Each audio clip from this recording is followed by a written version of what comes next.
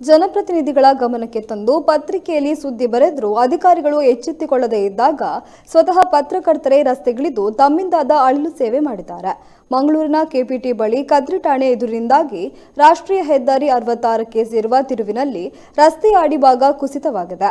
ಮೇಲ್ಭಾಗದಲ್ಲಿ ರಸ್ತೆ ಸುಂದರವಾಗಿದ್ದು ಒಳಗಡೆ ಟೊಳ್ಳಾಗಿದ್ದು ಅಪಾಯವನ್ನು ಆಹ್ವಾನಿಸುತ್ತಿದೆ.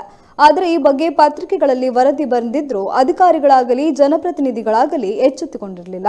ಹೀಗಾಗಿ ಮಂಗಳೂರಿನ ವರದಿಗಾರ ಹರೀಶ್ ಮೊಟುಕಾನ ಮತ್ತು ಛಾಯಾಚಿತ್ರಗ್ರಾಹಕ ಸಂದೇಶ್ ಜಾರ ಅವರು ಕಲ್ಲುಗಳನ್ನು ತಂದು ಹೊಂಡದ ಬದಿಗೆ ಇಟ್ಟು ವಾಹನಗಳು ರಸ್ತೆಯ ಅಂಚಿಗೆ ಬರದಂತೆ ಅಪಾಯದ ಮುನ್ಸೂಚನೆ ಚಾಲಕನಿಗೆ ಬರುವಂತೆ ಮಾಡಿದ್ದಾರೆ. ಸದ್ಯ ಪತ್ರಕರ್ತರ ಸಾಮಾಜಿಕ ಬದ್ಧತೆ ಎಲ್ಲರಿಂದಲೂ ಮೆಚ್ಚುಗೆಗೆ ಪಾತ್ರವಾಗಿದೆ.